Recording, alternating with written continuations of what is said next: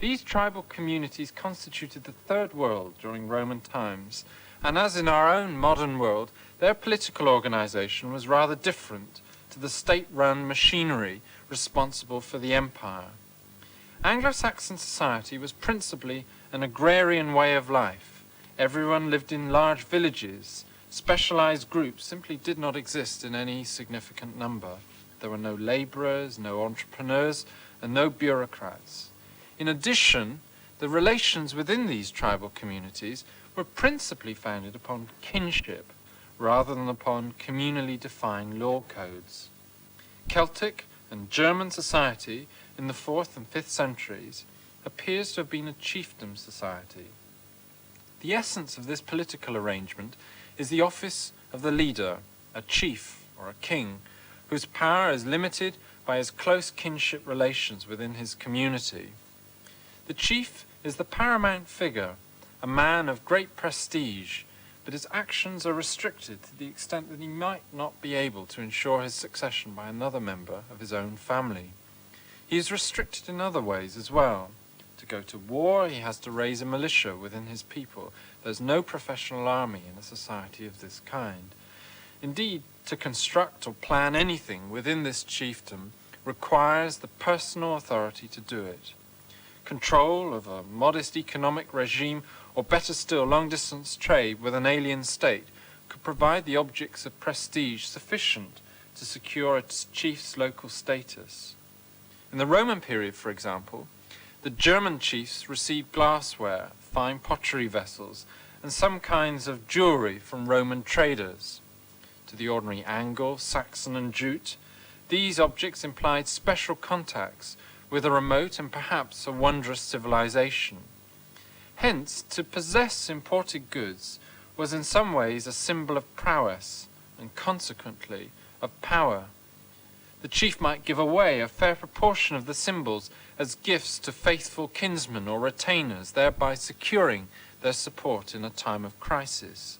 Gifts might also be given away in a lavish display of generosity at weddings, funerals, or at religious ceremonies, also that the status of the giver might be maintained.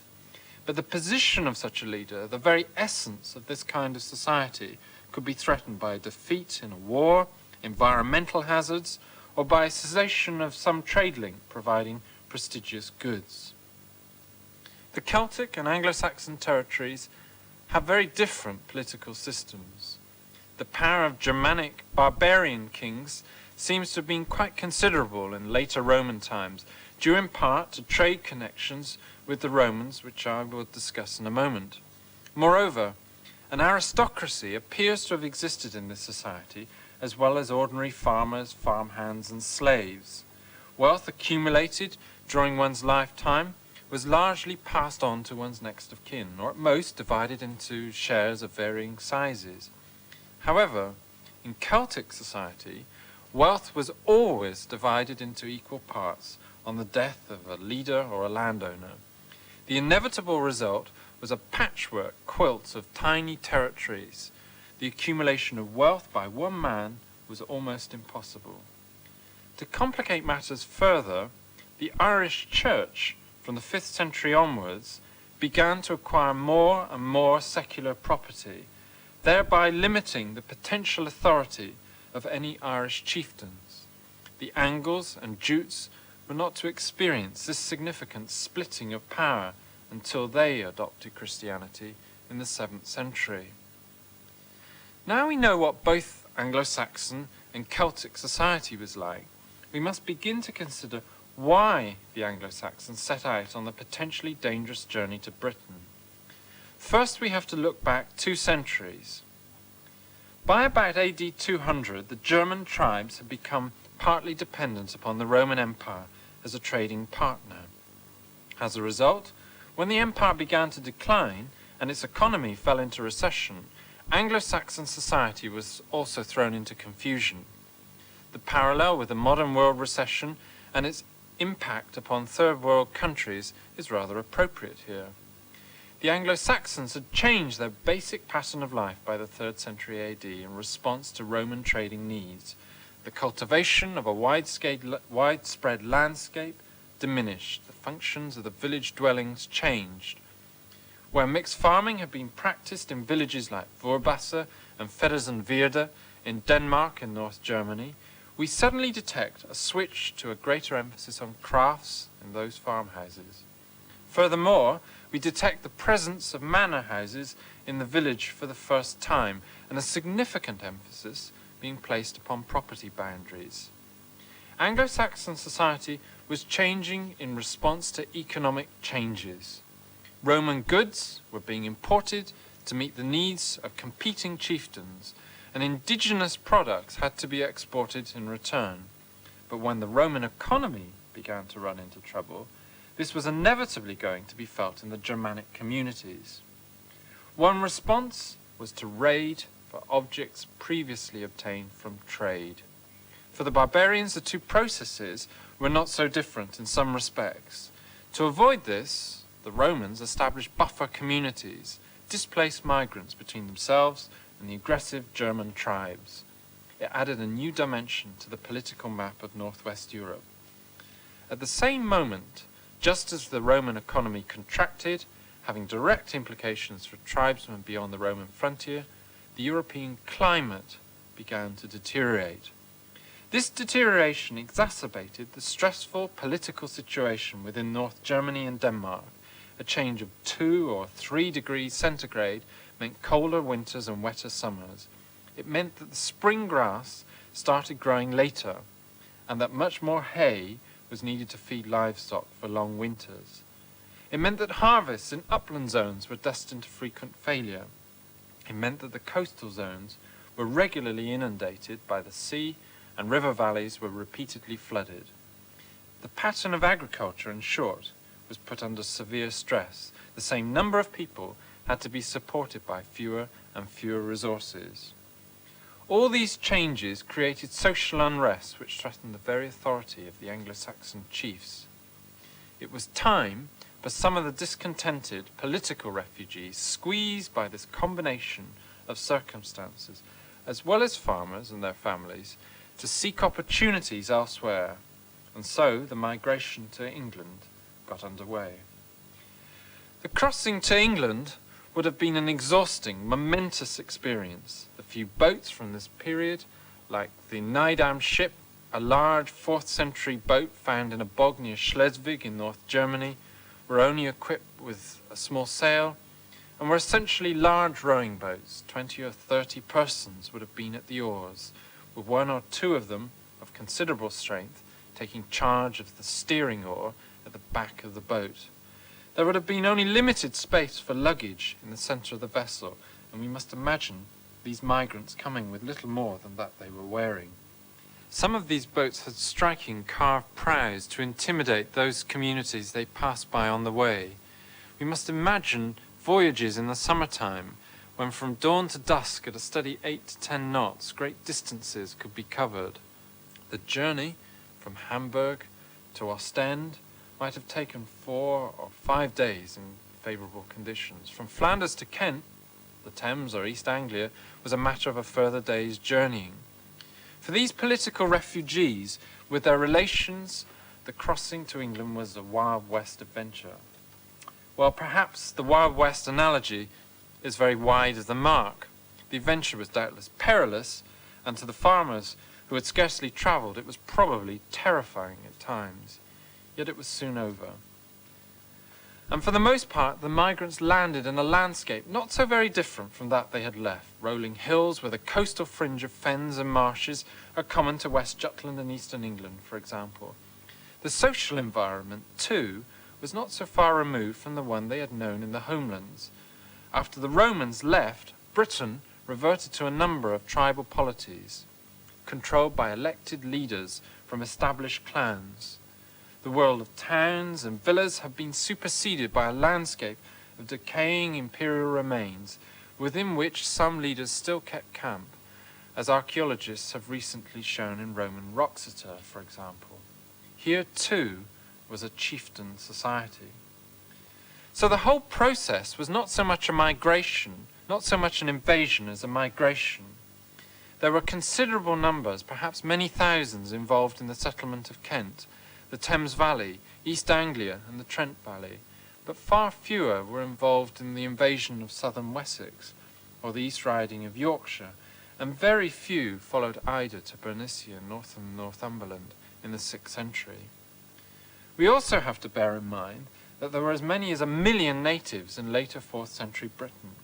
In short, we should not envisage an imperial invasion such as that of the Roman military leader Vespasian in AD 43, or an efficient military conquest like that of the Normans in 1066. Instead, the transformation from a Roman political system to an Anglo-Saxon one took nearly 2 centuries. In some places, the invaders must have met fierce resistance, and it took several generations before the Anglo-Saxons were supreme. In other areas, British chiefs employed Anglo-Saxon mercenaries and tribesmen to act as a buffer against further migrations.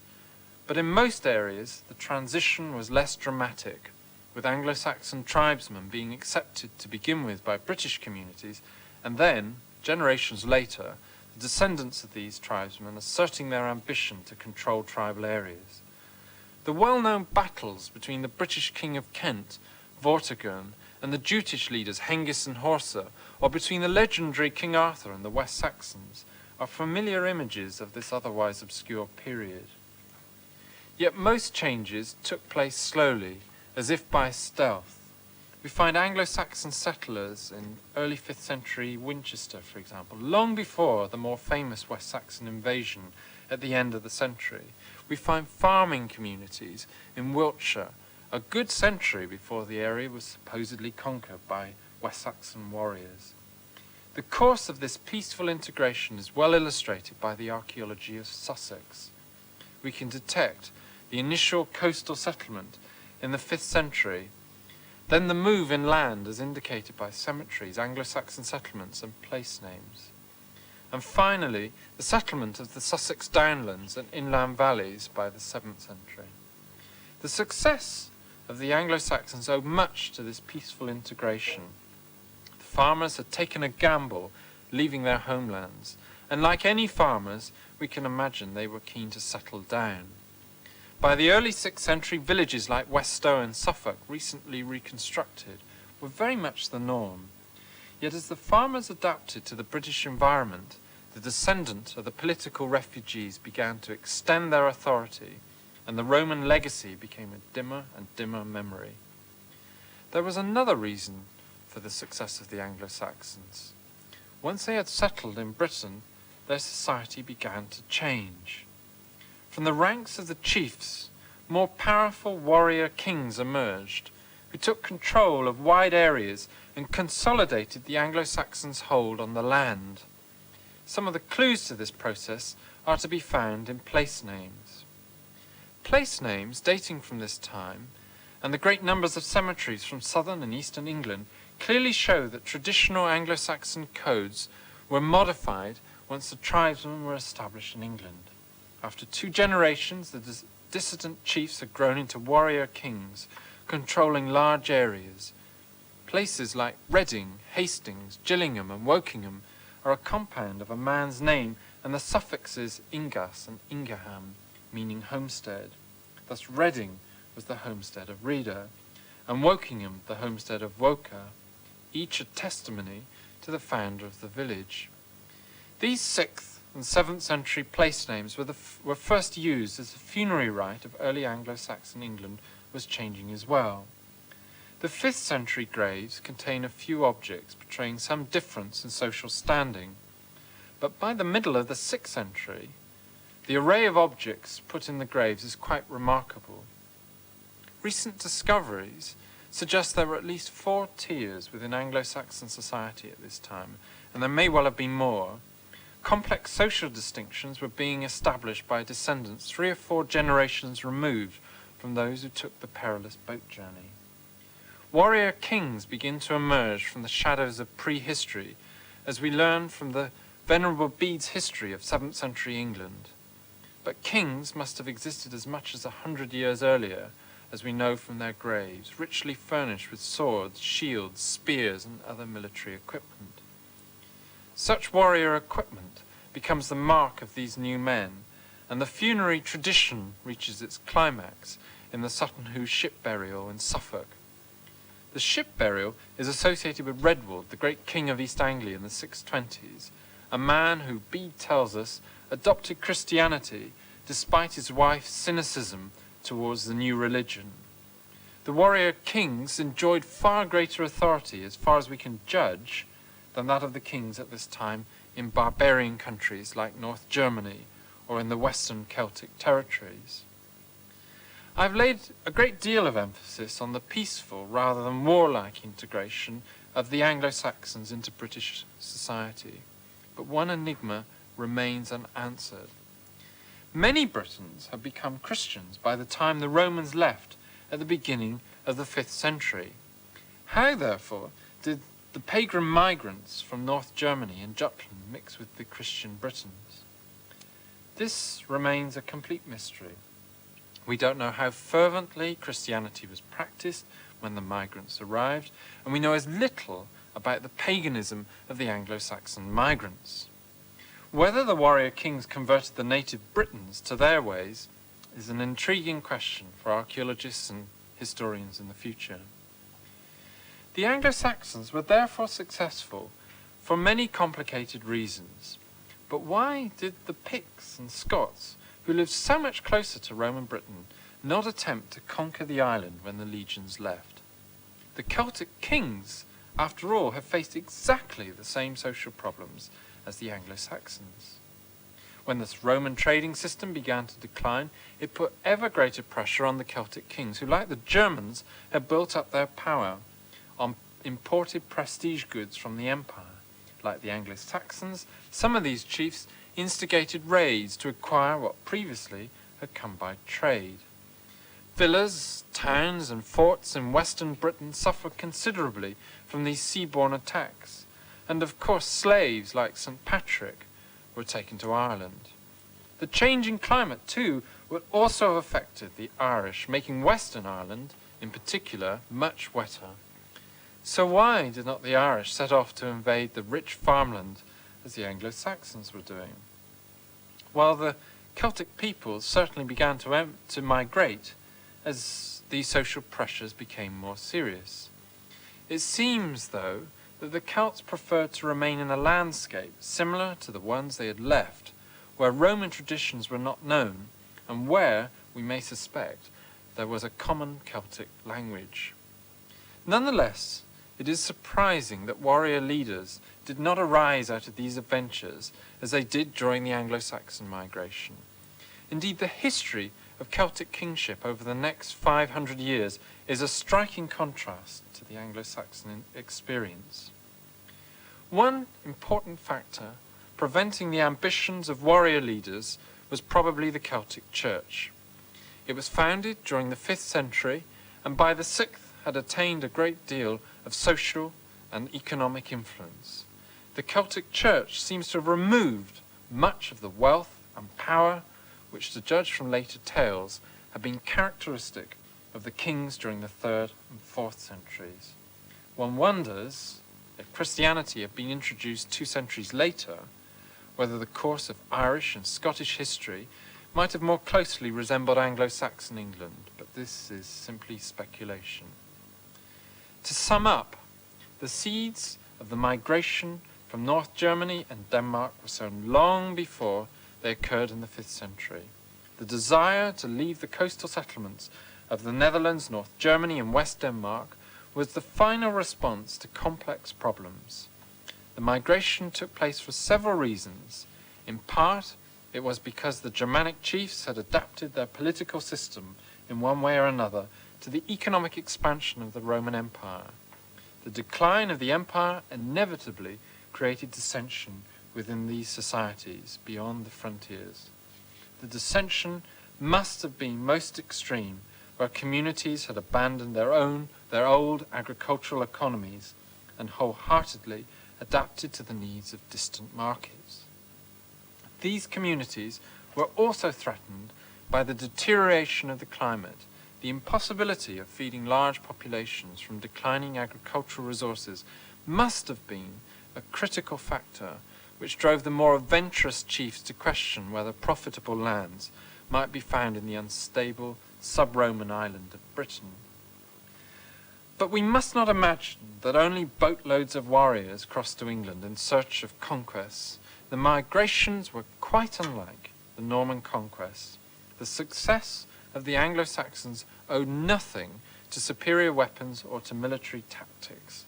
Instead, we have to imagine the small-scale invasions of some British territories during the 5th century, followed by a peaceful integration of pagans and Christians lasting several generations.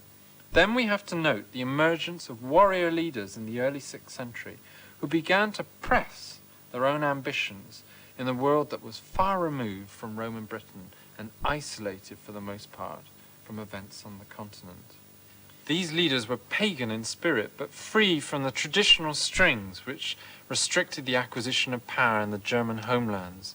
The warrior kings also differed from the Celtic leaders, whose prowess was restricted by the growing importance of the Celtic Church. Thus, as the history of Britain comes more clearly into view with the coming of Christianity, we have a picture of an island divided into two, half of it in the hands of countless Celtic leaders, and half of it in the hands of a new German aristocracy.